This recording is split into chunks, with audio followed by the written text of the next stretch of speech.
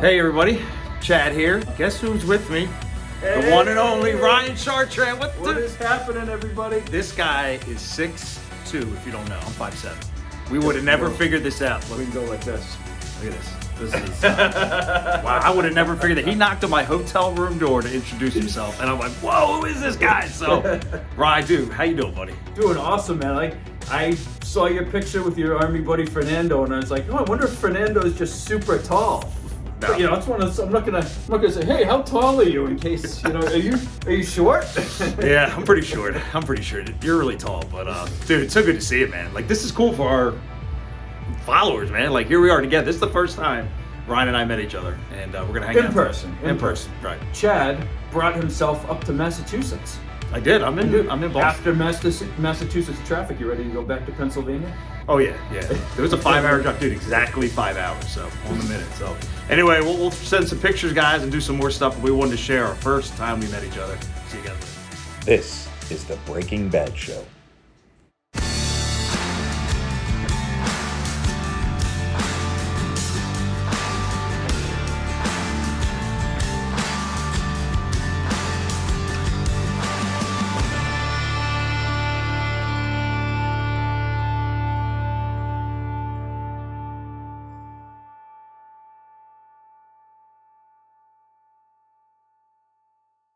Hey, everybody.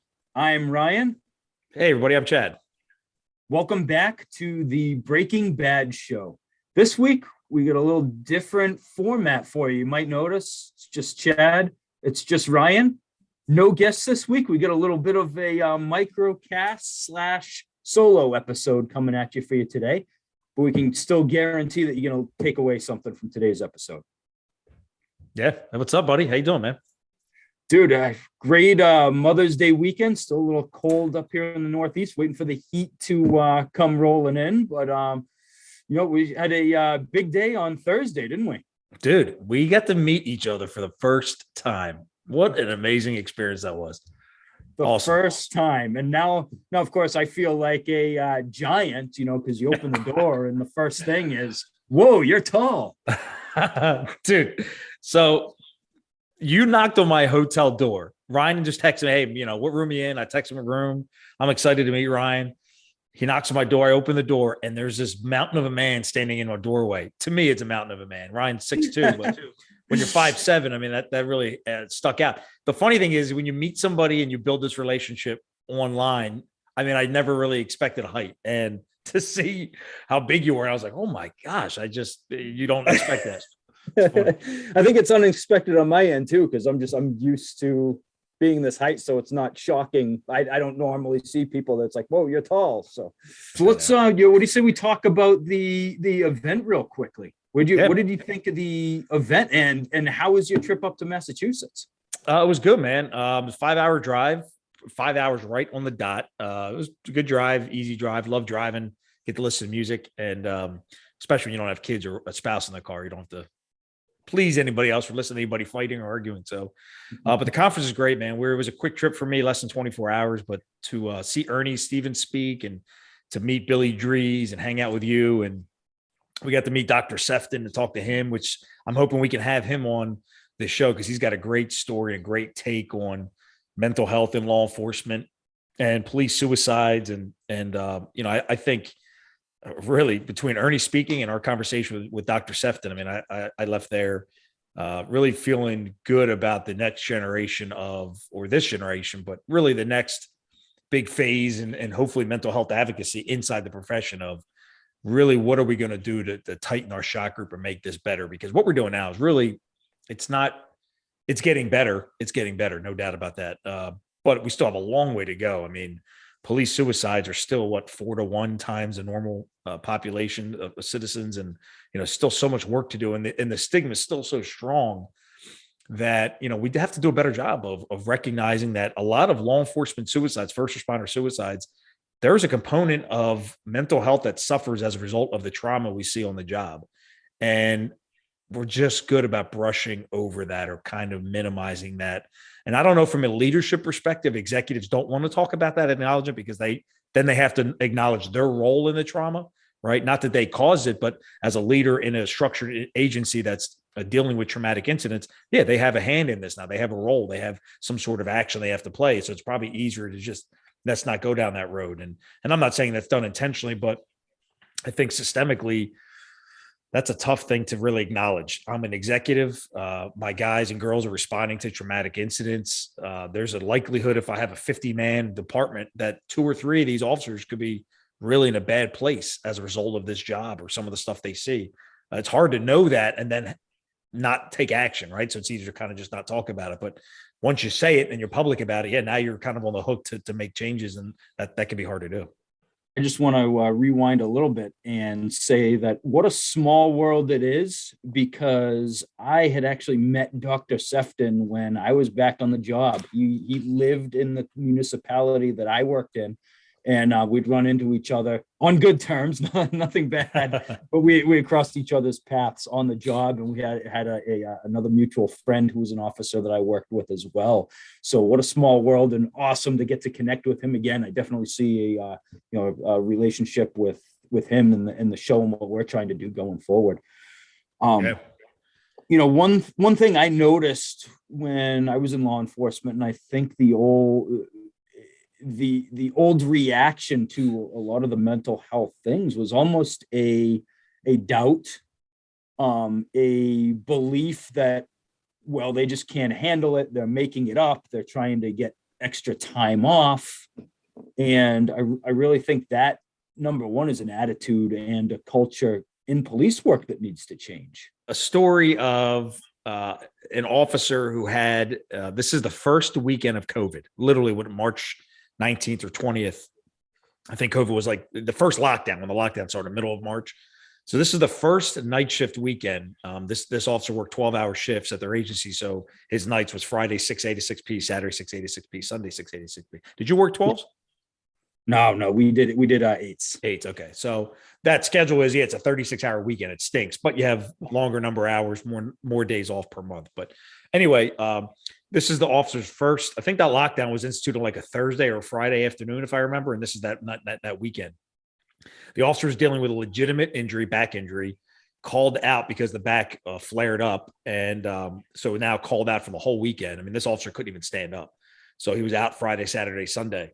Less than an hour later, the chief revoked all leave for the police department. It was pretty clear that because this officer called out with a legitimate injury, but because he called out, it gave the appearance of they're trying to get out of their night shift weekend, right? Because that does happen, I'm sure. So I think it's pretty clear, but this executive then revoked all leave for the police department for like a month and a half, like 6 weeks. Nobody could take a day off because of the visceral reaction, the vitriol, the oh yeah, you're going to call out. Well, I'm going to solve that. I'm going to cancel everyone's leave. And it was a legitimate injury. And I think that happens a lot in suicide and just mental health in general is, you're not going to get out of this. Oh, no. The buck stops at me. Yeah, I'm going to cancel people's leave, or I'm going to kind of ostracize you for what we perceive faking it. And I'm not saying that people don't fake injuries, but that happens everywhere. But what happens is when you punish somebody who legitimately went through a bad time, man, that really sets a bad precedence for your culture. And I think that happens to law enforcement all the time. So now this begs a question. This just came to my mind, and that's, what is it about our profession that we create a culture that pits one of us against another inside the station house? Now, just from my experience out on the street, I never had to worry about another officer coming to back me up if I was getting into it with a suspect or dealing with something. I knew that my whole shift was going to be there to back me up. I never had a doubt about that. Yeah. I tell you what, you get behind those walls of the station house, the game changes. Why is that? Why do we have that culture in policing? Bad leadership. I just think it starts with leadership, poor leadership. Officer who was out with a long-term injury. And, I know it affects shift work. You have to patch the holes. You got to pay overtime. And a lot of these executives, they get bonuses. I know some chiefs, they get bonuses. They minimize overtime. They cut the budget way down, even at the risk of community safety and public safety and their officers. But they get rewarded with a bonus at the end of the year. It's just a horrible way to operate. But so this particular agency had, again, this is I firsthand knowledge in, an officer called out, and then it was decided that the detectives in the agency would rotate once a month. And for 1 month, this one detective would go on the street and cover that officer's spot. He'll come back. And the next month, this other detective will go, and they'll just keep rotating month at a 30-day shifts until this officer comes back. We knew, or I should say they knew immediately that it was an attempt to squeeze this officer. Well, if my detectives are inconvenienced, if they're going through the ringer of having to work shift work, maybe they'll put the pressure on this officer because I don't want to do it, or I don't want to get in trouble or getting sued. And this happens a lot, I feel like. So what they'll do is they'll pit each other against it. Luckily, these detectives recognized the strategy right off the get-go and said, we are not going to say a word to this officer. We're going to take the 30 days and we're all going to rotate through. Now, luckily, this officer came back, so we really didn't have to do much of that. But the irony was, from what I hear is, and this is, again, credible information, the chief came in and made it an admission, a verbal admission out loud. Oh, I thought you guys, talking to the detectives, I thought you guys were going to squeeze him to get him to come back. And, these two detectives looked each other in the eye, almost like, did he just admit that publicly? We knew it. But to say it out loud just takes you into the psyche about, some of these executives, they do things completely for the wrong reasons, and it pits people against each other, and really just the culture takes a crap. And these are the sad things. So I think it all comes back to leadership. And we just went up and to the right on that one, buddy. If we're on a range, they would have said, you're shooting to the left. That's okay. I mean, I think it's conversations that need to be had and things that need to be brought out. I think we tend in this profession to just, we have that attitude. It's the way it's always been. We just keep marching to the beat of that same drum and going along with it. I really think we're at a pivotal time now where we're going to start seeing the change. We have to start seeing the change. It's a tough culture. We're either going to attract the wrong people in. We're not going to be able to retain the good people that we want to have working out on the streets. Mm-hmm. And we really got to start finding ways to work as a whole, come together as one, start doing teamwork again. You look, a team can't win if people are fighting against one another. They all got to be moving in the same direction. They all got to be fighting the same enemy. They all have to be fighting the same battle. And that's how you got to win. Yeah, I mean, you're right. And the sad thing is that, I know a lot of executives, a lot of leaders in general, that is a model they follow. And again, I get back to, I was in a room one time with a leader when he said to me that this leader didn't want a certain person in their detective division. And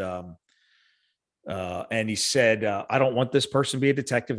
They're not a good detective. They're not a good person. I'm going to find a way to get rid of them. And we were kind of all wondering how that would happen. And then they made the admission, well, I'm going to get rid of them and I'm not even going to be the one to do it. And there was a lot of kind of behind the scenes pot stirring that was done. And this worked.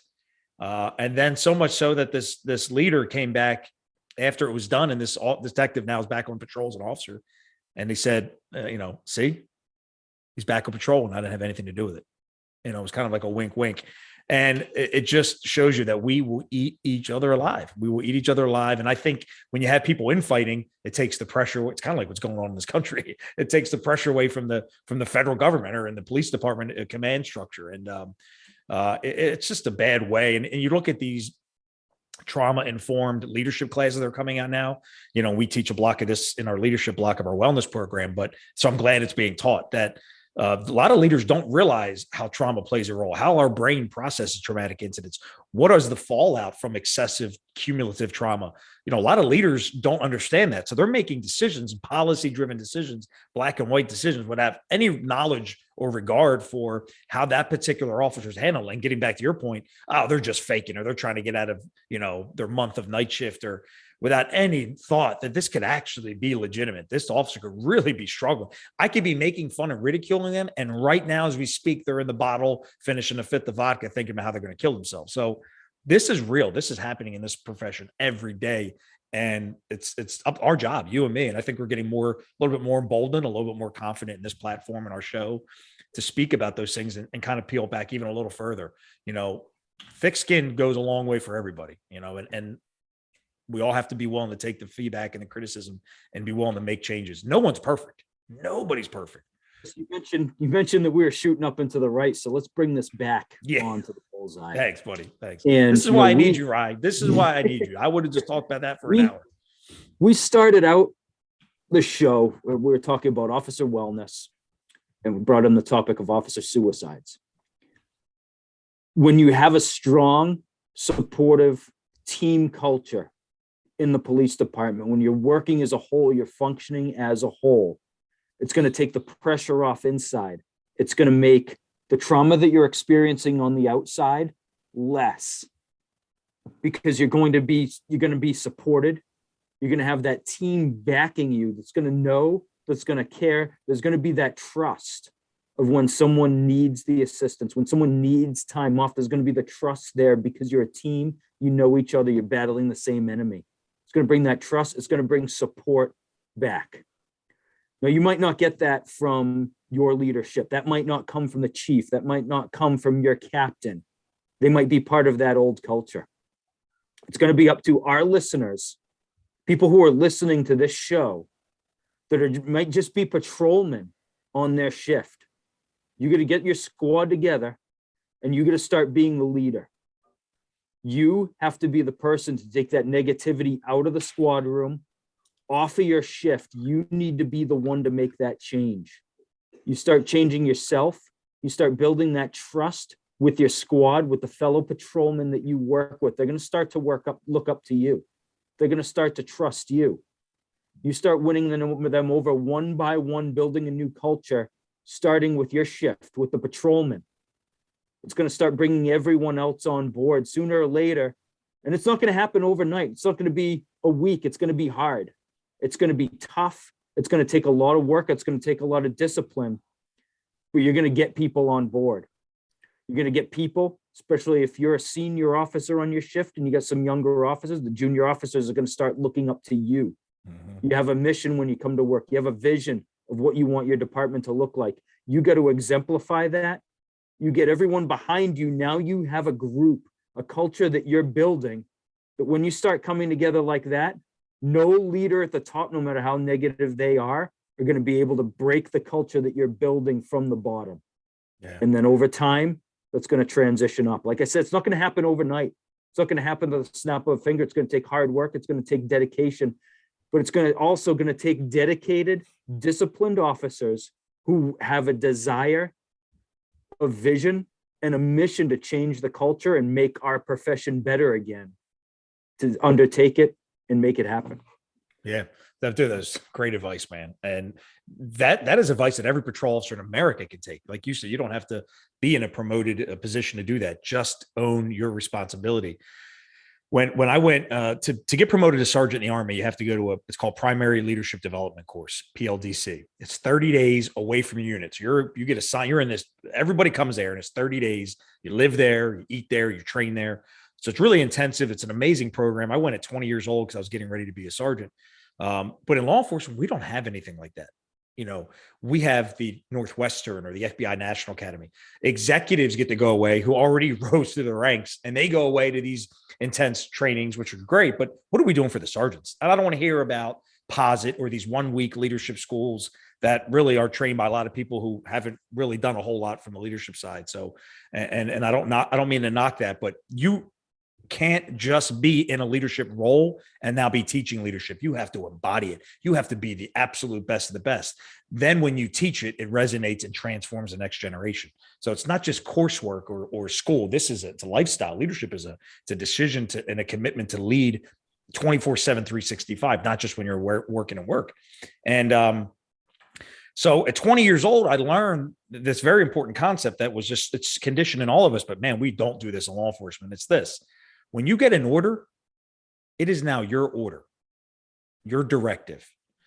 I can't tell you how many times. I mean, it happened. I think it's probably 100%. I don't think it's ever happened where it hasn't gone this way.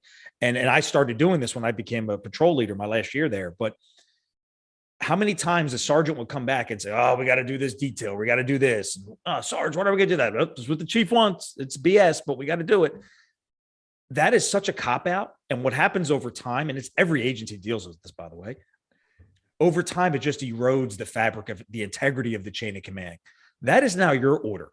So instead, what I started doing, because I learned this in the military and I did this in Iraq, and this is just the way it is. There have been times when I was in Iraq, I remember briefing with the lieutenant. We got into it respectfully and courteously, but it's a very high stress, high intense thing. And I would tell him, and he had the best of intentions. I had the best of intentions. We just had a disagreement. That's going to happen, but it was respectful. But there were times the lieutenant told me in my squad to do something that I didn't agree with.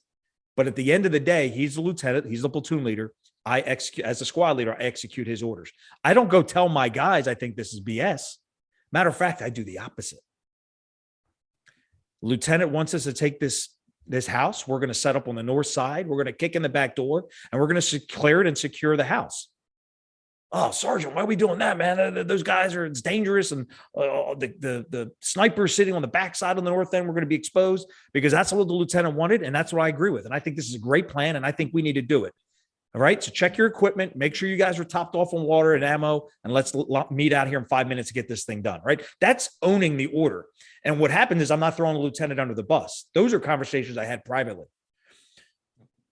We don't do that in law enforcement. So really nobody trusts the chief. Everybody thinks the chief's the crazy one. I hear it everywhere, right? I mean, like, oh, chief wants his old man's losing or the lady's losing, we got to own those orders. And there we'll promote integrity, but also cut down a lot of the complaining and the whining, right? Guys love to complain. Cops love to complain. Well, you're giving them that avenue to complain. You're already starting it off. Well, I think it's BS, guys, but this is what the lieutenant wants. Or this is what the chief wants. So we're going to do it. You've just now opened the door to that negativity, to that criticism. And I'm not saying you don't complain, but Saving Private Ryan, Tom Hanks, his character says it right. Gripes go up. Gripes don't go down. So when you start griping in front of the guys about the stuff, man, I'm telling you, it's not going to work out. Your culture's trashed.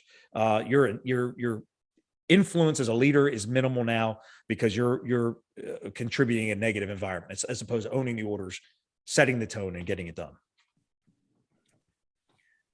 Well, I did want to ask you a question though. Go for it, man.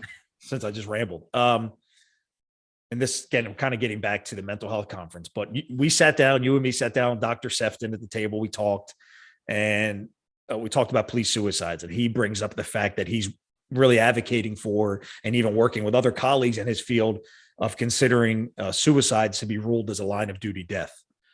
What's your thoughts on that? Absolutely. Absolutely. If it's shown that there's been trauma, building up trauma, I don't know. I'm sure there'd be some process to go and show that it had been done. But I mean, absolutely. I mean, this job is killing people. This job is killing people, and it's not just enemies out on the street. We're doing it to ourselves. And I mean, I go back to the number of officers from the Capitol riots that have either left because they couldn't do the job anymore or did take their own lives because they didn't know what else to do and they couldn't deal with the pain and the trauma. It needs to be recognized.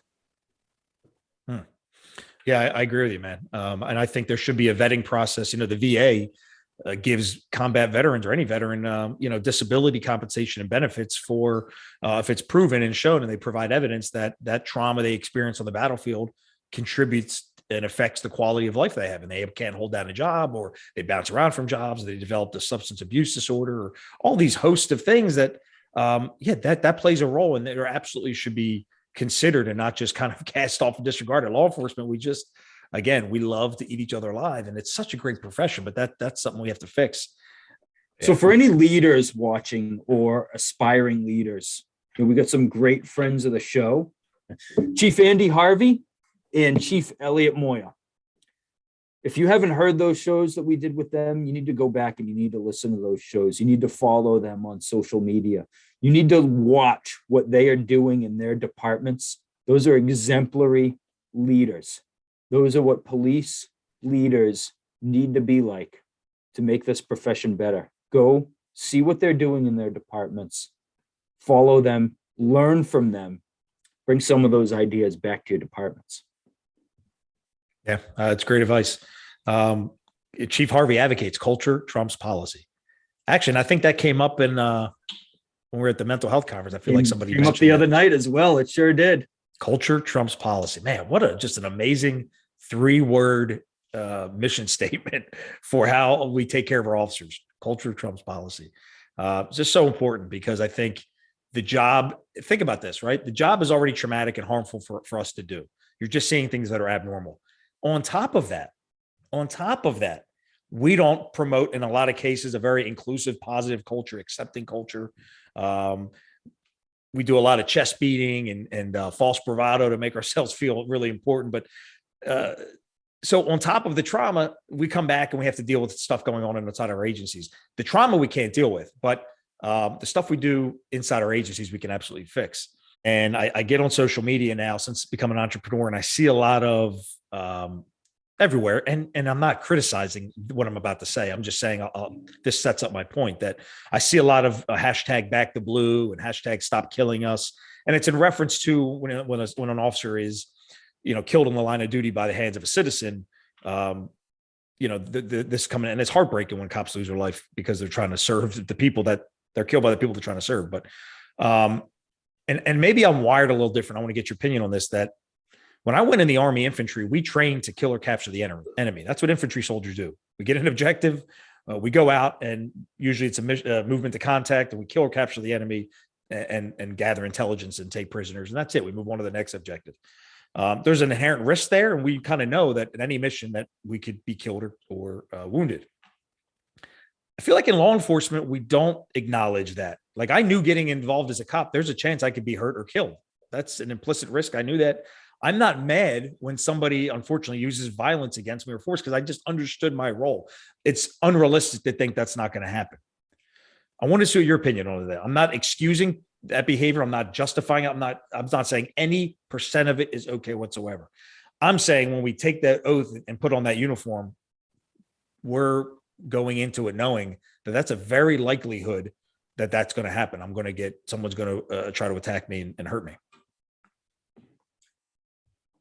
I think we acknowledge that, we look at it, but I also think that there is a feeling of it's not going to happen to me. I think some people feel that way. And I can say for certain, the beginning of my career, I thought that. I work in a small town, nothing much happens, I'm going to be fine, nothing's going to happen. I'm a superhero. I got this blue uniform and a badge. I'm an automatic superhero because I put the uniform on. What about the when an officer's hurt or injured or killed in the line of duty, it's a big deal, right? We all know the press releases and media coverage and outpouring of support. Amazing things. It's an amazing funerals. I mean, I've been to them, and wow, it's just breathtaking scenes. As sad as they are, it's also really hopeful and inspiring to see everybody come together. But we don't do that with officer suicides.